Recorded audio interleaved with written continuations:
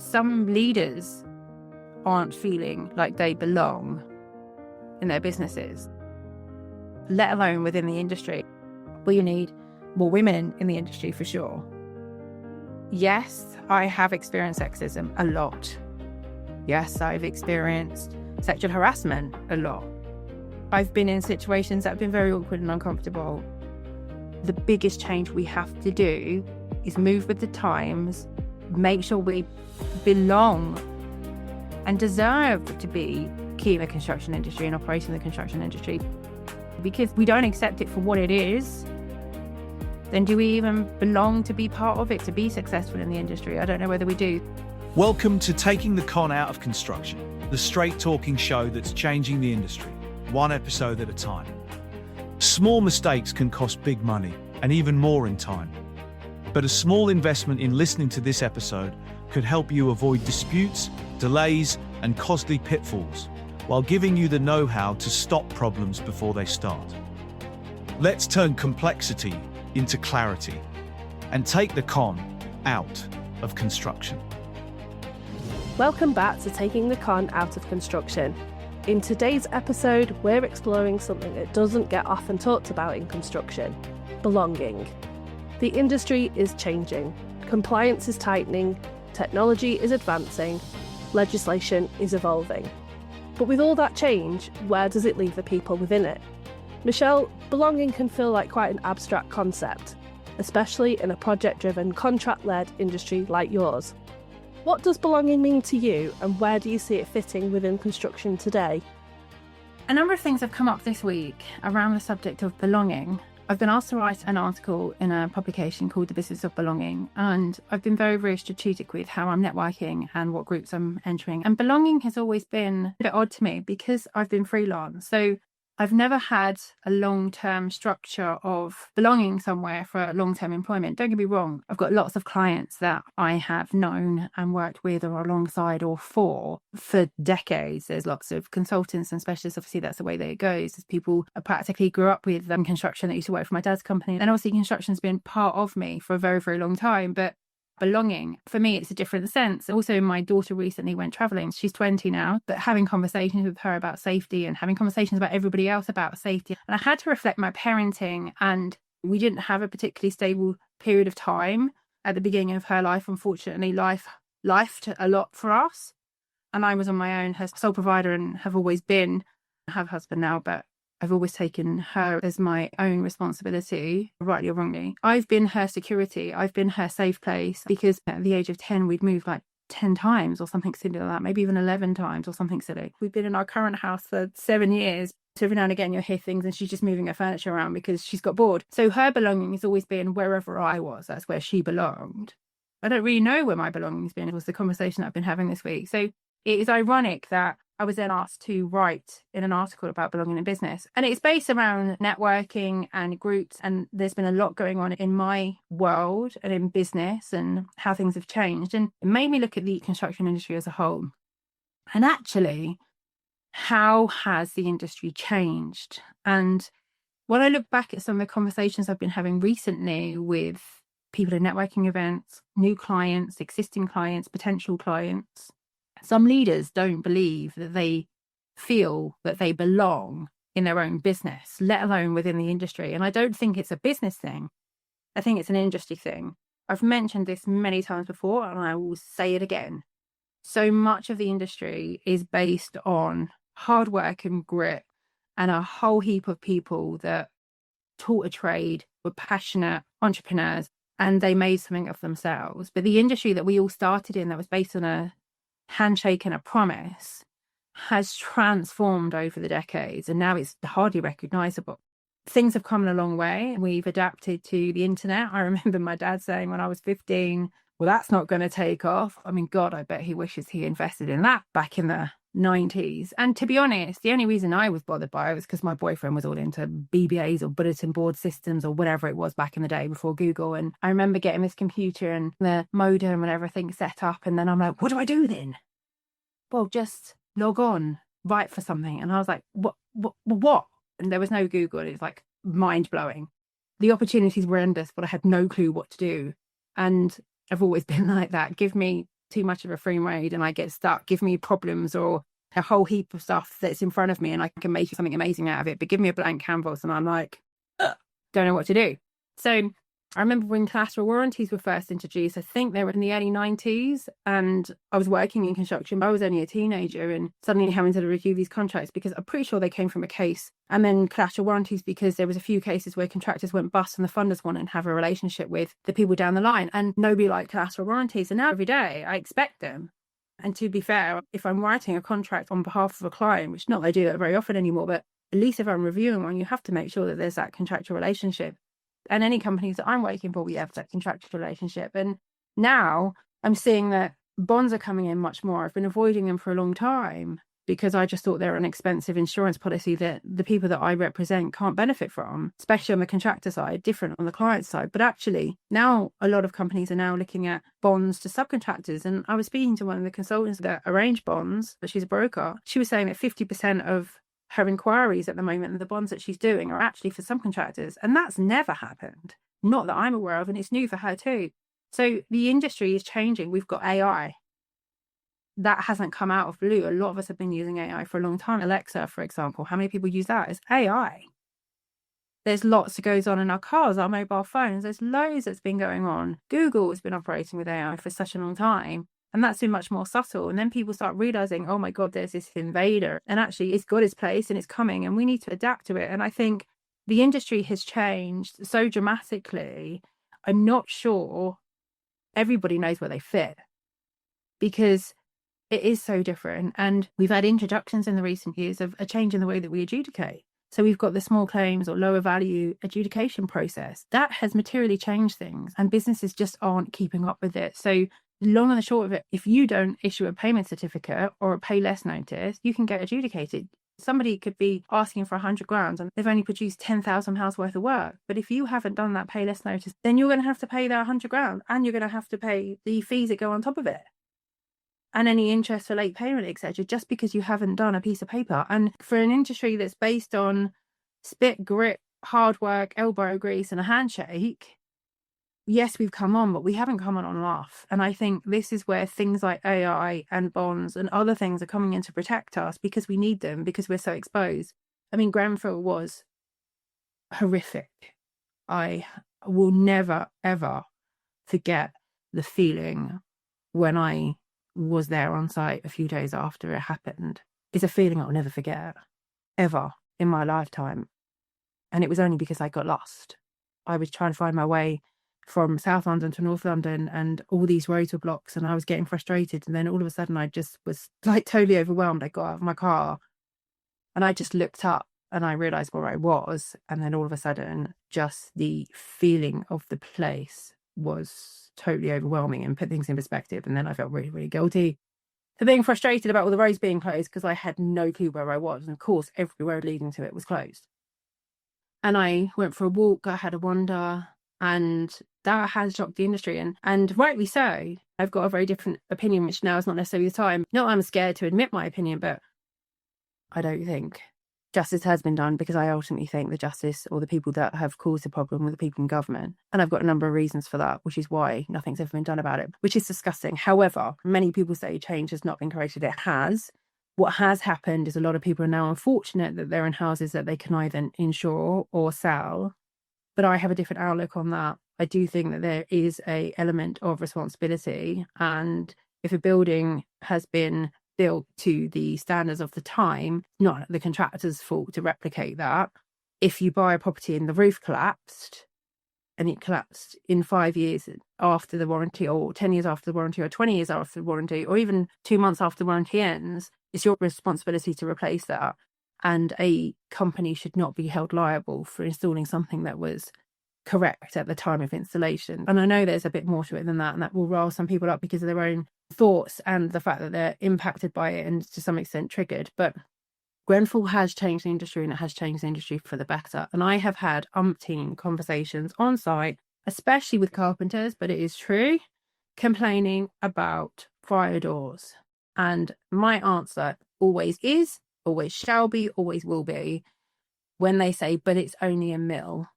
Well, that's the difference between life and death. Because that additional mil will allow more smoke to get in, which means the person will be dead before the fire brigade get here. If you're happy with that on your conscience, then fine, leave it as it is. I'm not. And very, very quickly, they find that one meal and make sure that door closes properly.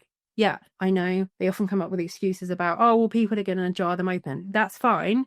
It's not fine, but I can't be responsible for how someone lives their own life. And if somebody chooses to keep a fire door jarred open or removes the latch on it, if they choose to risk their own life by removing that protection, then that's on them. That's not my responsibility. I have to make sure that that property reaches the standard. So if a fire breaks, that person has the best chance possible to get out of that property alive. And I take that seriously. And I try to instill that into everyone I know. And it is a matter of life and death. And I've mentioned before about my family life can be fairly chaotic. There's 5 of us and the dog. And it can be noisy and it can be chaotic. And the amount of times that I will say, right, let's calm down. Nobody's died. The rules are different and people die. My daughter has been to probably 15 funerals, I think we counted, in the last 3 years. She's 20. I know many people older than me that haven't been to 20 funerals in their life. And those funerals have come with anxiety for various different reasons. And I always say to her, honey, somebody's died. The rules have changed. And that's the most serious circumstance. It's life or death. We're here to survive. The industry has changed massively. And I think there's a massive focus on how that change in compliance is a pain in the backside to some people. Some people have seen it as an opportunity to make things better. There are some experts out there that when they speak about fire safety, it's a beautiful thing. And I've got a few clients that are involved in fire alarm systems, fire safety systems, passive work. And when they start talking about it and life safety, there's a sense of pride and they feel good about it. But it's a beautiful thing. They often make the most boring things seem really interesting, and I love it and I love working with them. And the fact that they're providing a good service, it's frustrating, it's an inconvenience and it's an expense to a lot of people, and they look at it in a real negative way. And I don't think that should be that way, because of their property and they own that property, there is a fire and people die, how must they feel? And there must be people involved in Grenfell, I don't know them personally, that there must be people involved in that project that are haunted, and they still will be haunted to this day, and they will be for the rest of their lives. I don't think people will necessarily get justice, but I do think there's going to be people that will be haunted by that. And for me, getting involved with these changes in the industry and embracing the changes in the industry is what needs to happen. And sometimes you just need a shift in mindset. And that is lots of people died. And the impact on London, the world, was huge. And we have to acknowledge that, and we have to humanize that. And far too many people in this industry have got annoyed. Yes, there's opportunists, they're going to make money out of it. Building control, I don't really know what's going on with building control. They're full of caveats. The RSCS is full of caveats. I think their caveats and their contracts and how they protect themselves is far superior to the work they're actually delivering. There's a bigger misunderstanding, which we've covered in another podcast, about the role of building control. And they're just to tick a box, basically. They don't actually advise. They don't make recommendations necessarily. They might say, have you covered this and have you covered that? But they're not really consultants. They just are ticking boxes on behalf of the council to say that the drawings have adhered to everything else. But the responsibility is on the contractor and the principal designer fully. And now the landlord too, which I suppose has to be that way. But the industry is changing. We've got Making Tax Digital coming for self-employed. The industry is not ready for that. I'm speaking to people all the time like, are you ready? Are you prepared? No, because they just don't see it being an issue. If you're still employing labour directly that should be directly employed labour. Now, how companies are exposed is insane. And I'm surprised that people aren't running around like heads of chicken. There is a few people fully aware of this and actioning it and advising their clients, but there's so many people that are not. And my husband's been in trades. I've been involved in trades for a very, very long time. One of the reasons that my husband stopped working, was the final nail in the coffin for me, was the fact that I didn't want to cope with his quarterly returns because I have enough on my plate. So we changed the way that we work because that's what suits our family. And I'm much better traveling up and down the country. And that's just what works for us. So we're not the traditional family by any sense of imagination. But one of the reasons was because I didn't want him to do that. And there are many, many contractors that work for the same people. I know plenty of contractors that have worked for the same person for many, many years, and they should get paid holiday. They should get paid sick. And it's a bugbear of mine, a huge one. And people aren't prepared for that. And all of a sudden there's going to be investigations left, right and centre. But what businesses I don't think are aware of is the fact that if all of their employees are only working for them, there's a major tax implication there. And I think it's going to absolutely turn the industry upside down. And no one seems to be panicking about it, which I find strange. So I'm reaching out to a number of my clients. And if you haven't heard from me yet, you will be, saying, hey, have you thought about this? Are you aware of this? Are you protected from this? So the industry is changing, and there's been lots that people have got away with in the industry for a long time that they aren't going to get away with anymore. The magnifying glass has been on us for some time, and people looking at us and investigating us and trying to change us don't understand the industry, and it is so different. And the more I've been networking, and since changing the way my business works and the services that I offer in the last 3 or 4 years, I've done a lot more networking in spaces outside of the construction industry with people outside of the construction industry. And it's been shocking to understand how different our industry is. And it's been mind-blowing. And some of the conversations I've had with people that didn't know what goes on in the industry has blown my mind. And we're talking intelligent business owners and of other professions and industries. And some of them have been suppliers or maintenance companies or something that sort of have their slightly in the industry, but not fully in the industry, don't really understand what goes on. And it's one of the things that has sort of driven me, because there's many people in the industry that didn't understand how the industry worked either, that don't understand JCT contracts. And everyone knows I'm about empowerment, and this podcast, it's about changing the environment that I work in, changing the industry that I work in, and empowering people for the better, and changing the way that the money shifts and how things work, and supporting the little people to some extent, because they haven't had the experiences I've had, or the education I've had, or maybe the opportunities that I've had. I'm grateful for those, and this is my way of giving back. However, the point stands that people don't understand the industry. So you've got people outside the industry trying to force change within the industry that don't really understand it, which there's always going to be a bit of kickback. But there's a serenity prayer that I live by: accept the things I cannot change, courage is to change the things I can, and the wisdom to know the difference. And that's all we need to do right now in the industry. And I've always been a firm believer of that throughout my life. There's lots of things that have happened to me that I haven't wanted, needed, knew how to deal with. It's been a lot sometimes. Many times I didn't know how I was going to get through the end of the day, let alone the next week, month or year.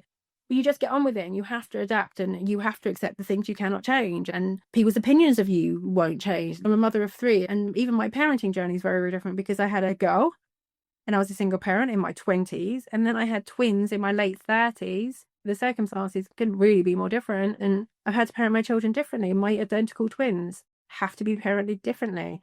And so every time I go into a business, I don't expect to do anything the same in one business that I do another. Nearly every business I go to has a diamond in there. And that diamond's usually a woman. And it's usually somebody in the admin team or back of house or some form of supportive role. They've normally been there for years. The sad part is they're often taken for granted and overlooked. And sometimes they can be a little bit grumpy or disheartened. I see it as demotivated. They often greet me with, I don't know why you're going to bother. Loads of people have tried. Nothing's going to change. Same shit, different day type scenario. And they're always somebody that I pay attention to, because they are absolute diamonds on their assets, because they're loyal. And even though the company isn't going the way they want it to, or isn't treating them the way that they deserve to be treated, they still turn up day after day after day. And they're consistent, and they're the backbone of that business. They know everything in and out. They know that director. They knew the director when they were knee-high to a grasshopper, because some of these people have been in a company for 20 years or more. And they are the people that give me the honest truth about the company, because they can.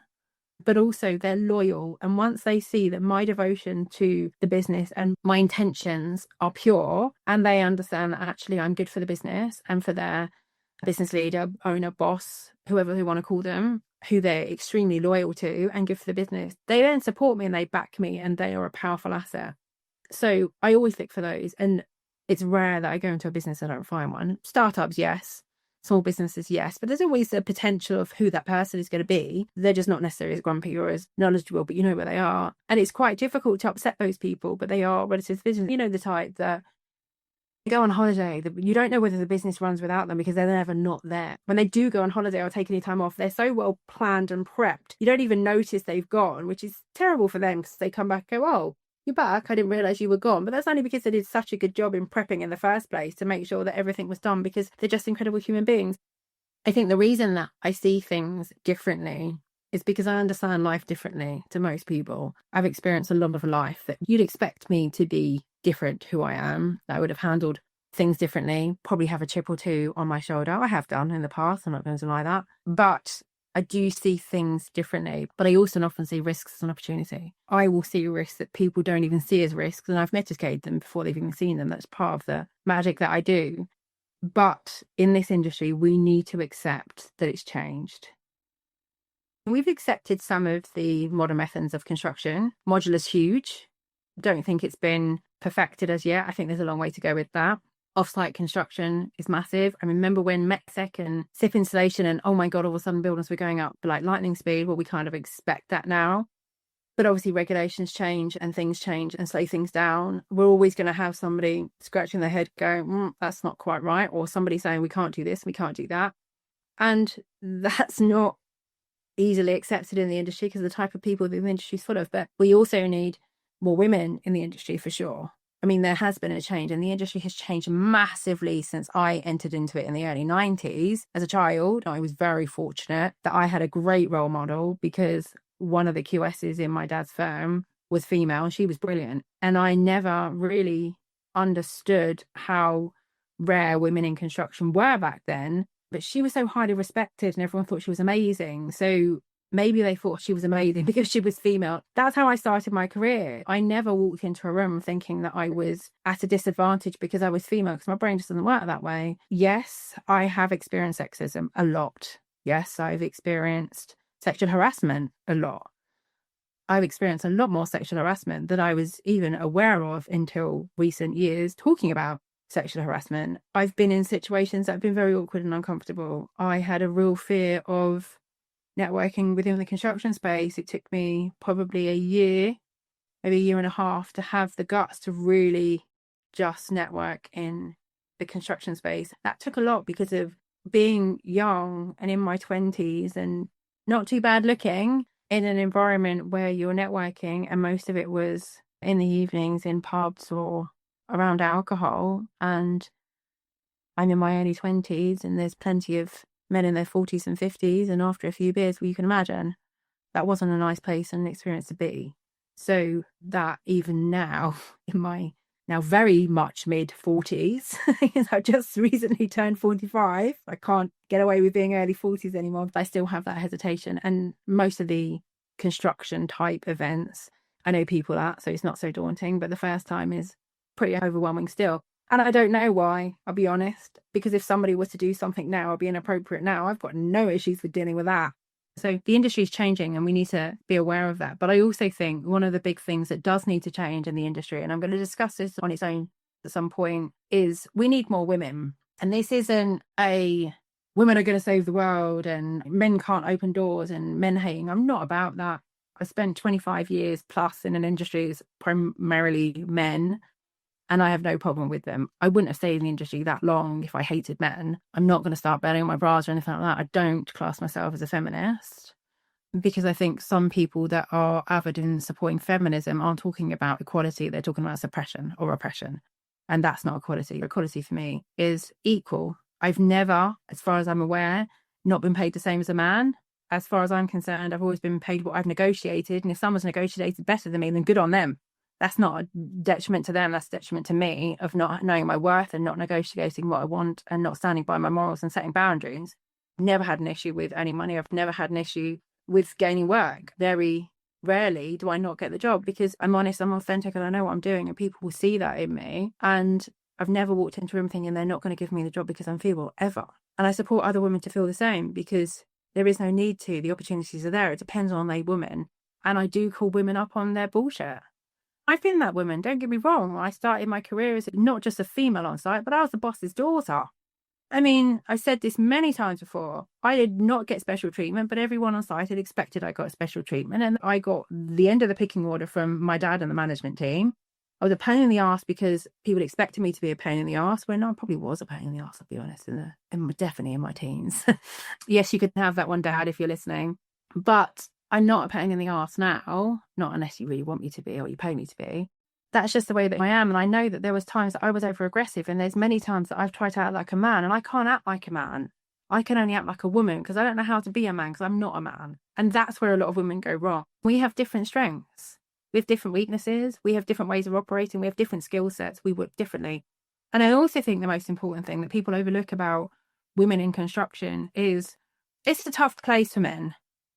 The construction industry is a tough place for men as well because there's so many men and there's this whole toxic masculinity. That is improving massively. It really is improving. There's lots of people doing a lot of work in that space. But the more women there are on site, the easier it is. And when I've been on site, and I spend a lot of time on site, and quite often I will work on site and just sit in the office, and it's not the most productive day because the door doesn't stop going. Every time I go to have a look at something, people stop because I'm sociable and I'm part of the team, but I also solve problems. I'm one of those people that people will come to, even if it's not my problem to solve, because I'll either put them in the right direction or if it's really serious, I'll solve it myself. I've been the agony aunt. I've been the person that somebody's opened up to. The amount of conversations that I've had after 4 o'clock when everybody's left the office, or Sundays, some sides 2 or 3 o'clock, especially on a Friday. Someone stayed back and they want to have a conversation because they'll open up about something. They want advice or something. Oh, what do you think about this? Oh, my girlfriend said this and my wife said this. I've got this problem with my kid. They would talk about stuff and they would talk about how they feel and they would talk about situations and they would open up to me. And not because I'm psychologically trained. I've had a lot of therapy. I've had to. And that was my responsibility because I wasn't acting the way I needed to and I was acting out of trauma rather than the way that I should be acting. So I've had therapy and I've dealt with it. Moved on, grown, whatever else you want to call it. But I also am the type of person that people speak to, but I'm not necessarily because I'm anything special. It's because I'm female and there's a whole different vibe. The point is about bringing in diversity and different cultures. I was impressed when I finally graduated from the CIOB, which I made quite a big thing about last year. There was a mixture of cultures. There was a mixture of people from all over the world in that presentation. And there was 4 or 5 women, I believe. More than I expected. But what was amazing was the 2 representatives from the CIIB were both women. Rebecca Thompson, who just retired, and she was the first female global president of the CIIB, and a lovely lady called Ruth, who's the director of membership, which was amazing. And both of their speeches were really, really inspiring and meant an absolute lot to me and really set alight this fire inside me for supporting women through construction alchemy. We've got a lot going on in the industry.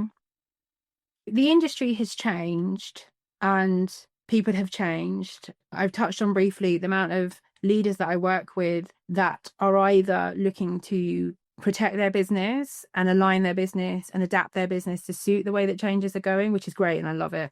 They're looking for commercial protection, they're looking for growth, they're looking for expansion, they want to protect themselves, they want to make sure they're compliant, they want to tick the ESG box. There's all these other things that are coming in because there's a lot coming at the industry, a lot, all angles, making tax digital, ESG. You've got social impact, you've got sustainability, you've got legal changes, you've got new JCT suites that haven't really fully functioned yet. There's all sorts of things going on. Companies are growing at a rapid rate, but they're also going into liquidation at a rapid rate too. It's a crazy scenario to be in, and the world is changing at a rapid pace with AI and software and all these other things. And I'm kind of excited and nervous, like most people in the industry, about what's coming in the next 5 or 10 years. Things are changing, landlords are changing, legislation is changing all the time. So it is an exciting place if you choose to look at it in that way, but there's lots coming. So trying to make sure that you belong in an industry that's changing so quickly, from an industry that resists change so much, so much, but the industry is changing. And when the industry changes, we need to belong. It's like a relationship, whether it's between mother and daughter, father and son, brother and sister, cousin, husband and wife, girlfriend and boyfriend. Individuals change. And in order for the relationship to survive, you have to change and adapt with it. And that's what we need to look at in the construction industry. We need to adapt and we need to change and we need to be prepared. There's no point in resisting it. We resisted the internet. We resisted email. We resisted online. Now, oh my God, if somebody wants to send something in writing and you have to actually wet ink sign something, everyone's up in arms. We have to adapt. And these are how we felt about all those things. Collateral warranties, there was a big, massive uproar about collateral warranties, especially when they were going the whole way down the line. And now we're looking at bonds. Lots of people are resistant to bonds, myself included. Just thought they're a waste of time and money and avoided them at all costs. And as far as I'm concerned, as long as you're commercially protected, your contract is right, your program is right, your costs are right, everything's right. And I do my magic on every single property. There's no need for a bond, but not every company is me. And a bond doesn't necessarily look at me. I'm just a number. And they just look at the numbers in front of you. And Sometimes you get a rubber stamp. I'm looking to do that rubber stamp process for companies now and get them prepared to be bond ready because it's coming. The compliance isn't going anywhere soon. It's not changing. Making tax digital is going to make things a lot more difficult for people that are just being employed in labour when they should be permanently employed and PAYE employees. That's going to become very, very difficult for people now. The world is changing, the industry is changing, and people need to open their eyes and realise it. And rather than react, because that's what the construction industry is renowned for, is firefighting and chaos and leaving it to lastminute.com, causing loads of problems, costing an absolute bomb. We've got the opportunity now, and if you're not prepared, today is the day. Don't leave it till tomorrow or next week or next month, because we all know that tomorrow, next week, next month turns into 2 or 3 years. Make that call that consultant, get that software, whatever it may be, listen to your team, have that meeting. If someone's bugging you, whether it's a thought, whether it's a gut feeling, whether it's one of your team, whether it's that dimer that I spoke about earlier that keeps bugging you to look at this piece of software, people are bugging you to do something, to get ready for change. Listen, make the time, have a look at it. Are you commercially protected? Are you protected from the change? If all of a sudden your biggest client that you've had for umpteen years, that you've got loads of work on, that you rely on, if their funders, if their insurance brokers, if their clients, whoever it may be, suddenly force you to take out a performance bond, will you get it? Because I have seen it when a performance bond has been pulled out last minute in a negotiation that's taken 2 years on a 10, 11 million pound contract. And all of a sudden they're saying the funders won't go anywhere without the bond. The contract doesn't go ahead. And if you don't get that bond because you're not prepared, because you don't have the credentials that the surety provider is looking for, and you don't get the contract, there's nothing you can do about it. That is it. What?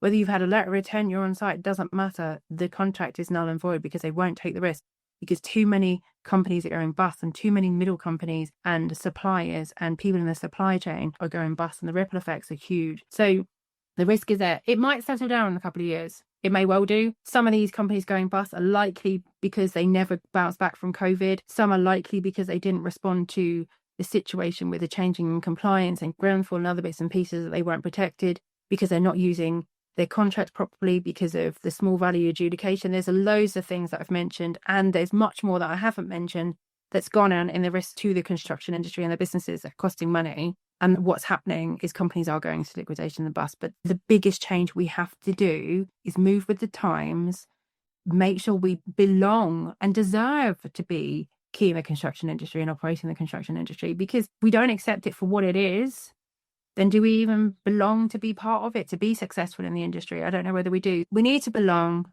We need to understand what we belong to, who we are now, grow with it, adapt and learn. And if you're having struggling doing that, you know where I am. There are plenty of other episodes in this podcast that will help. There are plenty of ways of getting in contact with me. So I hope you feel like you belong. And if you don't, adapt and you'll be welcomed back in. Belonging isn't passive, it's active. No industry will slow down while we decide whether we're comfortable with the changes. Compliance is here, technology is here. Cultural shifts are here, and resisting them doesn't protect. Preparing for them does. Thank you so much, Michelle. As always, you're welcome. If you found value in today's episode, hit subscribe so you never miss a new release, and share it with someone in the industry who needs to hear it.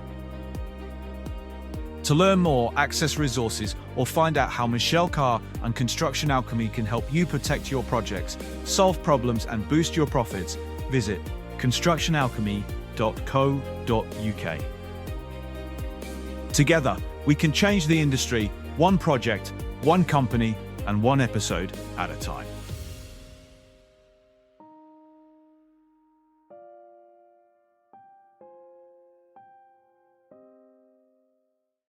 The views and opinions expressed in this podcast are based on the personal experiences of Michelle Carr and her guests. They are for general information only and should not be relied upon as professional or legal advice. Always seek your own independent advice before making decisions.